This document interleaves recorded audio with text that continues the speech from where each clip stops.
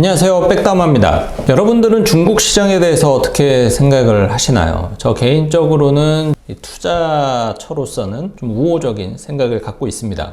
그리고 사실 요즘 최대 고민이 우리나라와 미국의 주가가 사실 좀 굉장히 부담되는 수준이기 때문에 상대적으로 상승폭이 덜한 이 중국 시장에 대한 관심도 크고, 개인적으로는 그동안 중국 시장에 대해서 늘 긍정적인 판단을 갖고 있었기 때문에 앞으로도 이 중국에 대한 투자를 계속적으로 해 나갈 생각인데, 왜 중국이라는 그 시장이 투자처로서 매력이 있는지 저의 생각을 좀 공유하고자 합니다. 일단 중국 시장이 좋은 이유는 첫 번째는 누구나 알겠지만은 머릿수예요. 머릿수. 인구가 겁나 많죠. 인구가 많다라는 것은 이 내수 시장이 엄청나게 크다라는 것을 의미를 하는데, 그러니까 점유율 1위를 하면은 전 세계 점유율 1위가 돼요. 대표적으로 이제 지금은 그런지 모르겠는데, 중국의 하이얼이 만드는 와인 냉장고가 있어요. 와인 냉장고가 중국에서 그 하이얼 제품이 가장 많이 팔리는데, 거기서 가장 많이 팔리니까 전 세계 와인 냉장고 판매 1위가 하이얼 제품이에요. 그러니까 이런 식인 거죠. 중국에서 내수 1위를 한다라는 것은 그만큼 매출이 있다라는 거고, 그만큼 돈을 벌면은 뭘 할 수 있냐? M&A를 할 수가 있죠.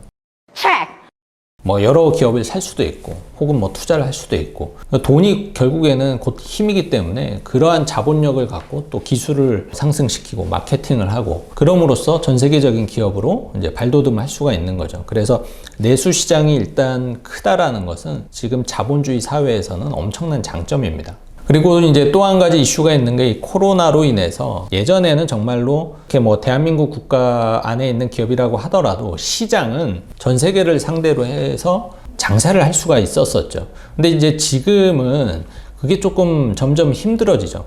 코로나로 인해서 관광도 굉장히 힘들어졌고, 그로 인해서 실질적으로 사람들이 왔다 갔다 하는 움직임도 굉장히 많이 줄었고, 정부에서 계속 경기 부양을 해야 되기 때문에 어떤 움직임이 계속 나타나느냐, 이제 보호무역이 계속 나타나는 거죠. 자국 기업을 이제 밀어줘야 되다 보니까는 내수가 작은 이제 국가들 입장에서는 좀 한계가 있다라는 거예요. 하지만 중국 같은 경우에는 내수에서만 잘 해도 전 세계 거의 절반의 시장을 갖고 있는 거기 때문에 든든한 그런 백그라운드를 갖고 있다라는 것을 또 의미하기도 하고, 예전에는 중국의 진짜 부자들이 전 세계로 나가고 진짜 어마어마한 돈을 써제꼈는데, 지금은 나갈 수가 없으니 그 돈을 어디에서 쓰겠어요? 자국에서 소비를 하겠죠. 현재 우리나라도 그러한 움직임입니다. 실제로 이제 코로나로 인해서 경기가 안 좋다 해도 이 백화점의 명품가는 항상 붐벼왔습니다. 그러니까 그러한 움직임이 중국에서는 더 심할 거라는 거죠. 그래서 결론적으로는 기업 입장에서 이렇게 든든한 내수시장이 있기 때문에 그 기업의 가치가 상승을 하는 데 있어서는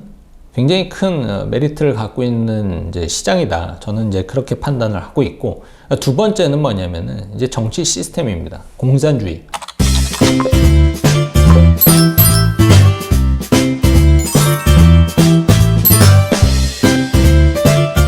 그럼 이게 왜 장점이냐? 정확한 표현은 엘리트주의인 거죠. 소수의 어떤 엘리트가 어떤 정책을 이끌어가는 거.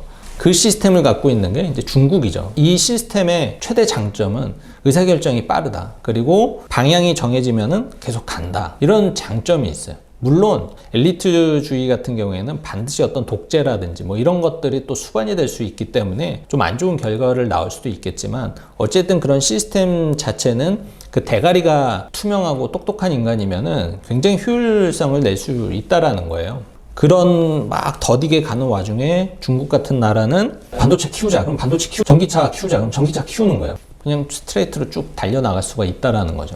그래서 빠른 의사결정과 어떤 방향성을 밀고 나갈 수 있는 그런 정치 시스템을 갖고 있는 나라가 또 중국이고, 좀 자유가 억압될 수 있다라는 부작용도 충분히 있겠지만, 이런 코로나 같은 상황에서도 그 통제가 사실 우리나라보다 훨씬 더 엄격하겠죠. 그렇기 때문에 실제로 어떤 코로나에 대한 것도 더 빨리 극복을 할 수 있지 않을까, 그런 생각도 좀 하게 되고, 그래서 저는 어쨌든 이 중국이 갖고 있는 이 의사결정 시스템, 방향성만 크게 잘못되지 않는다라면은 지금 같은 상황에서는 굉장히 큰 이익을 볼 수 있다라고 판단을 하고 있습니다. 그리고 세 번째는 이제 기술력입니다. 예전에 중국 하면은 짝퉁이었죠.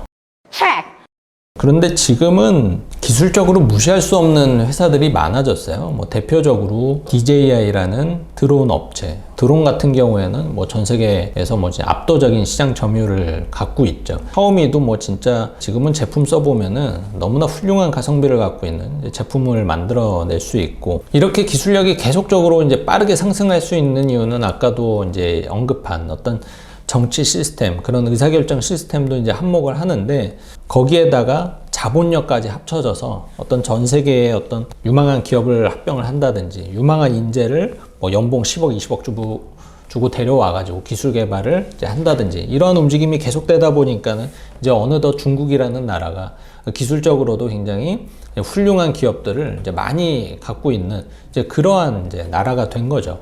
그리고 이러한 장점 세 가지를 바탕으로 해서 이 코로나 시국에도 좀 시너지 효과를 낼 수 있다라고 저는 생각을 하는 게, 계속적으로 이 코로나 상황이 빨리 해결이 안 되면 각국 정부는 경기 부양을 위해서 여러 가지 이제 시도를 할 텐데, 결국에는 그 모습이 이제 보호무역이라는 모습으로 이제 나타날 거고, 그렇다라는 것은 내수시장이 큰 중국 입장에서는 유리할 수가 있고, 또 한 가지는 의사결단이 빠르기 때문에 지원할 거면 빨리 지원하고 안 할 거면 안 하고, 이런 것들이 빨라져서 더 이런 위기를 더 빨리 극복할 가능성도 저는 있다라고 보고요. 그리고 코로나 때문에 뭐 해외로 못 나가니까는 우리나라도 마찬가지지만은 자국의 어떤 소비력이 그 전보다도 훨씬 더 이제 늘어날 수가 있다라는 거죠. 나가서 쓸 돈을 결국에서는 안에서 쓸 수밖에는 없으니까. 그러니까 이런 부분도 어쨌든 코로나 상황에서 내수 시장이 독보적인 그런 중국이 갖고 있는 이제 장점이 아닌가 또 생각이 들고, 뭐 아직은 섣불리 판단하기 좀 어렵지만은 이 미국과의 관계 개선도 조금씩은 더 좋아지지 않을까라는 생각은 좀 하게 됩니다. 네, 그러면은 이제 중국 시장은 어떤 리스크 요인을 갖고 있는가 좀 살펴보면, 가장 큰 리스크는 사실 가장 큰 장점이었던 정치예요.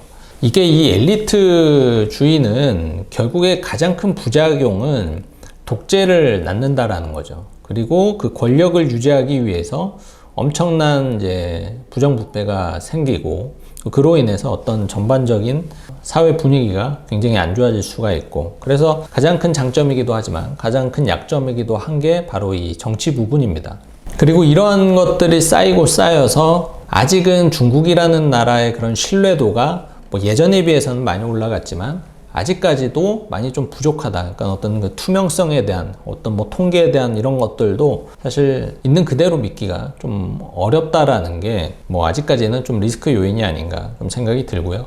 그리고 두 번째는 이제 미국과의 관계가 좋아질 것이다라고 예상은 하고는 있지만, 그렇지 않게 된다라면은 골치 아파질 수도 있겠죠.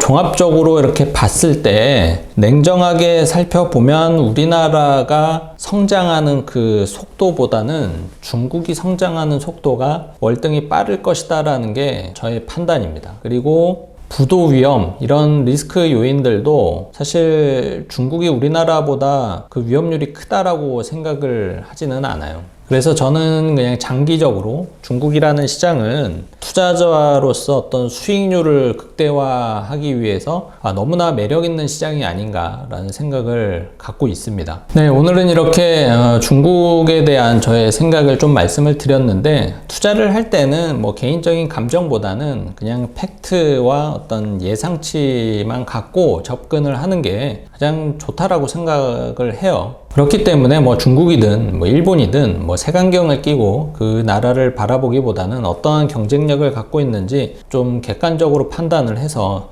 투자의 여부를, 그리고 자산의 비중에 대한 배분 여부를 결정을 하시는 게 좋지 않나 생각이 듭니다. 자, 오늘 내용 도움 되셨으면 좋아요와 구독 눌러주세요.